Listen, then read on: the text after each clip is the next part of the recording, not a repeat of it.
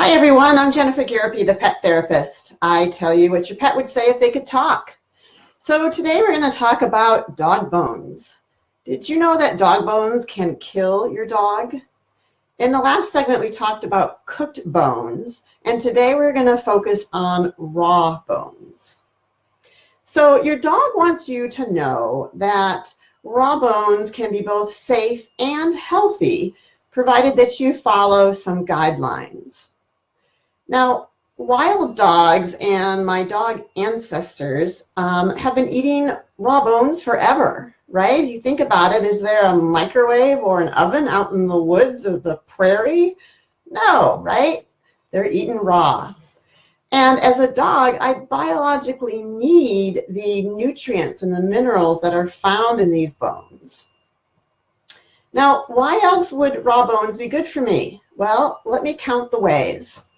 They taste yummy, they stimulate me mentally, they can keep my teeth and my gums healthy, and the chewing itself is really great exercise for my jaw muscles.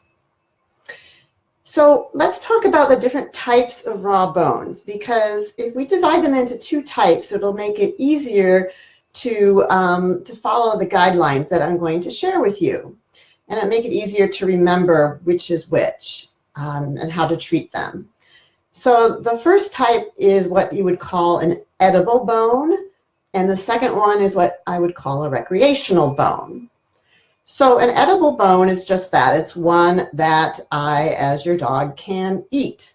So when you think of an edible bone, I want you to think of a bird bone. Edible bones are hollow and they're non-weight bearing. Examples would be chicken wings and chicken and turkey necks.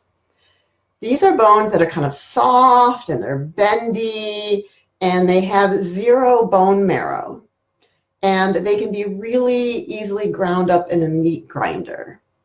And edible bones provide calcium, phosphorus, and trace minerals. Okay, so then we have recreational bones. So recreational bones, on the other hand, do not provide many nutrients, and they're not designed to be chewed up and swallowed. Rather, they're designed to be gnawed upon. Now, when you think of recreational bones, think big chunks of beef or bison femur and or hip bones filled with bone marrow. Now, the benefit of these recreational bones is that they give me mental stimulation. And they're also really great for my teeth and for my gums because all that cartilage and soft tissue act like dental floss and a toothbrush. And that means it's adios, tartar and gum disease. So let's talk now about those guidelines for feeding bones safely to me, your dog. Well, these guidelines apply primarily to recreational bones, because as we said, edible bones can be ground up and they can be eaten. So the first, we're going to talk about 7 different guidelines. So the first one is that you should always, always, always supervise me when I'm chewing on these recreational bones. Although raw bones are significantly safer than cooked bones, I can still chew the bone down to that kind of hard, brittle part. And then they can splinter just like a cooked bone and get stuck inside of me and scrape everything up and lead to some serious internal injury.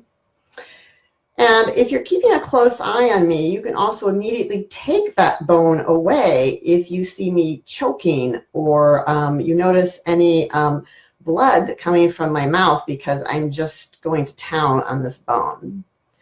And you can also take the bone away from me if I've chewed it down to that hard, brittle part and to a small enough chunk that I might actually swallow it. Third guideline, a really good rule of thumb is to give me bones that match the side of my head. Why? Because if the bone is too small, not only can I cause internal damage by swallowing it, but I can also bite down on it vertically, which can fracture my teeth.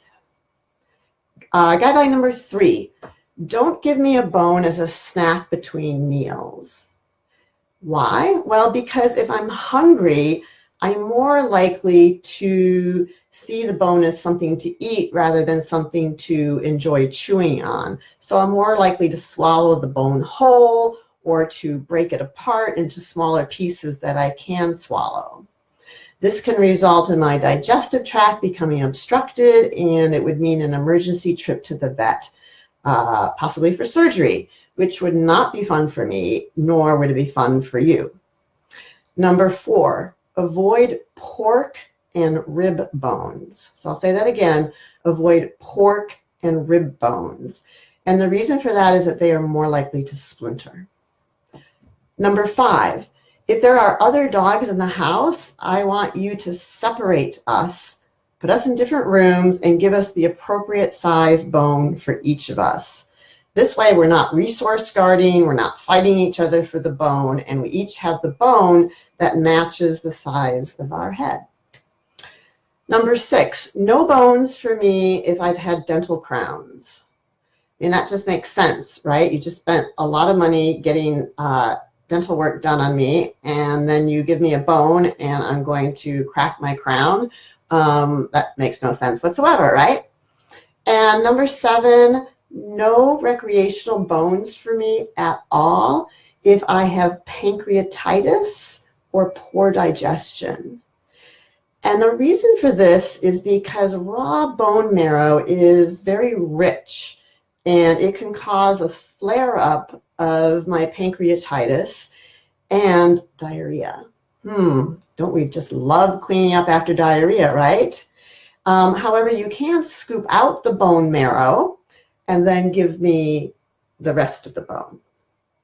So if you've enjoyed today's segment and you would just love to learn more about your pet and join a community of pet lovers who just really love taking great care of their pets and talking about their pets and communing together, then type the word champions in the comments below, and I would be happy to add you to my Facebook group called Pet Champions. Until next time, I hope you all have a great, safe time with bones. Thanks so much for watching.